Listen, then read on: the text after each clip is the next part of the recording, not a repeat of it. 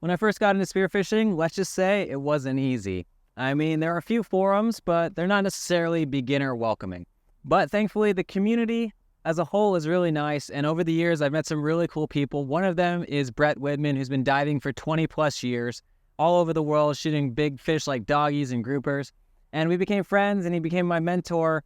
And on one of our adventures into Baja, I told him about my journey into spearfishing, and he said, there's probably a better way. And I agreed. So we decided to make a course. And this course is called Spearfishing 101, From Zero to Spearo. The whole goal is to help you catch your personal best fish, as well as come back safe and make meals that are delicious for you and your family. I want to introduce you to the first video in this series. There's going to be a large number of them, so make sure you subscribe so you don't miss them. This one's going to be covering spearfishing ethics, which is, I think, essential for all new divers to know. And make sure you stay to the end because I have something that I think you're going to love. We're getting into ethical practices, right? I want to get you dialed in so before you go out and shoot something, you understand what needs to happen and how to ethically do things in the sport of spearfishing or lifestyle, whatever you want to call it. So, first thing is ethical practices, right? I always say, know your laws and regulations, okay? One way to find that out is you can go on any website and get an idea of the fish you're looking for or what the rules are. And here's the biggest thing, the mistake that I see new people make when they're diving is they shoot things and they don't even know that they were not allowed to shoot them, or they shoot the wrong thing, undersized fish. Some of that stuff will happen. You're going to make mistakes, okay? But I will say it's up to you, because you're the one who's going to have to pay the fine, to really understand what the heck it is you're shooting. I say if there's a fish that you're targeting that has a size limit and you're not really sure, everything looks bigger in the water, I always say, use the rule of the oh shit rule. No joke. This is what I say. So if you're swimming all day long, you're seeing variations, all the different variations, smaller grade, medium-sized fish, and then you see that one fish where you're like, oh shit, there it is. Ask yourself one question. Is this the fish that I'm targeting, and can I shoot it?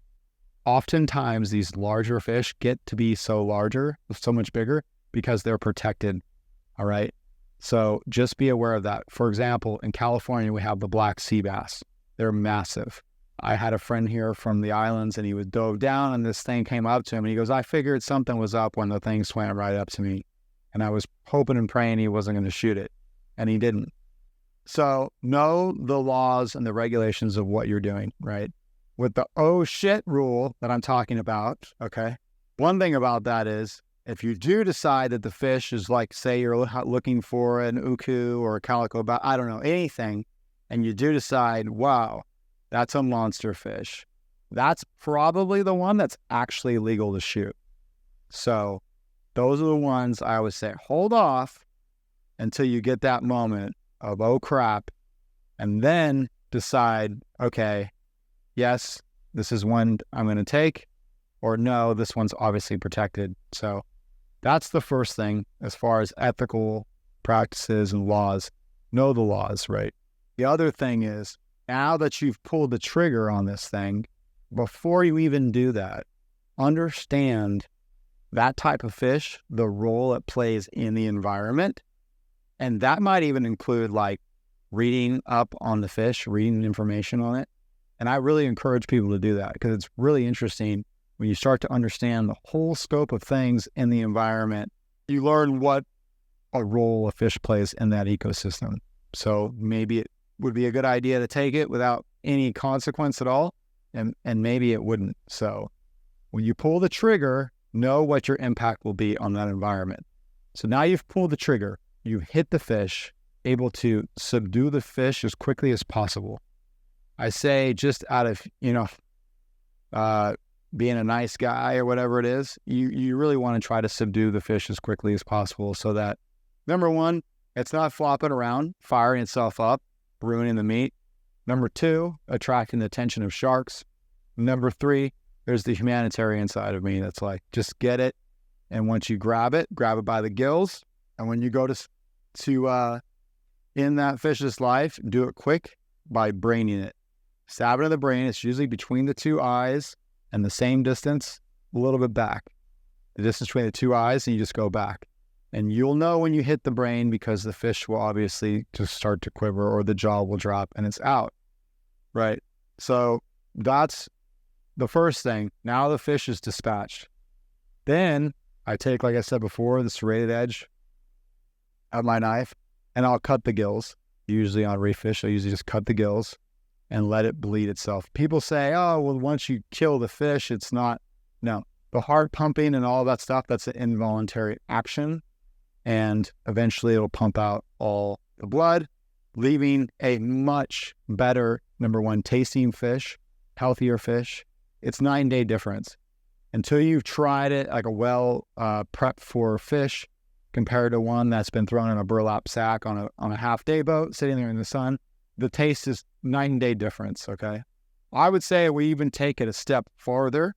And what I've been doing lately is a Japanese technique that my friend John Stenstrom introduced to me called Ikejime.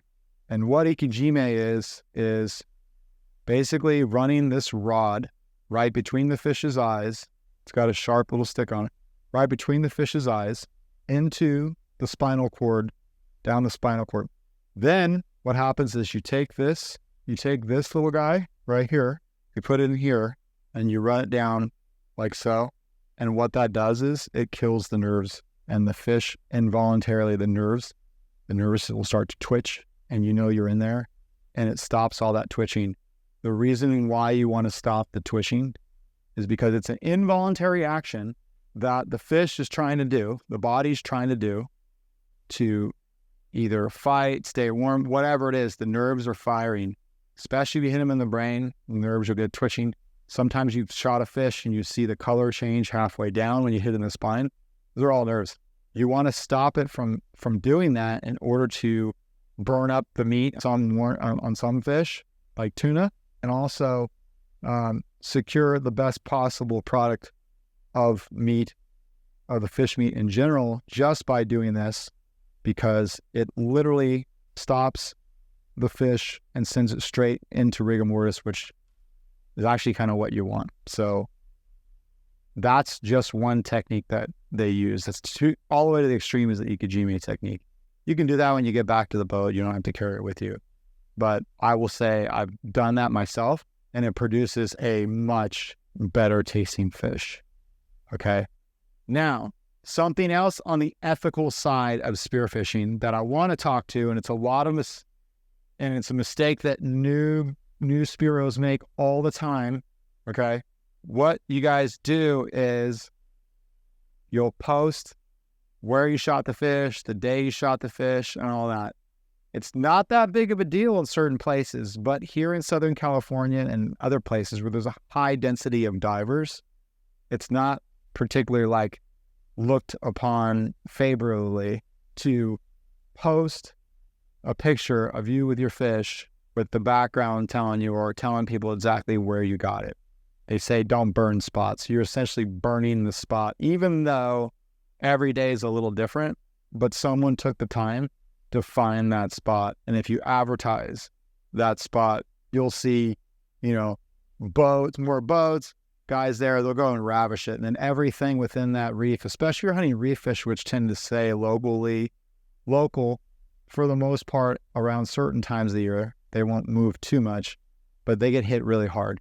So it's best just to keep those things to your close little circle of friends and not share them out of the internet, okay? That's my 2 cents on that. I'm not going to spend a lot of time on that. Just be respectful of the locals and the time people have spent there. So don't go ahead and advertise spots, especially if there is a lot of fish there at that particular time. All right. As far as more ethical fishing styles of spearfishing, there's, trophy fish hunting, right? People have a little bit of a negative connotation with that, associated with that. But as you grow in spearfishing, you're going to start out and you're going to want to shoot everything, primarily because you just don't see a lot of fish, and so you get a little trigger happy.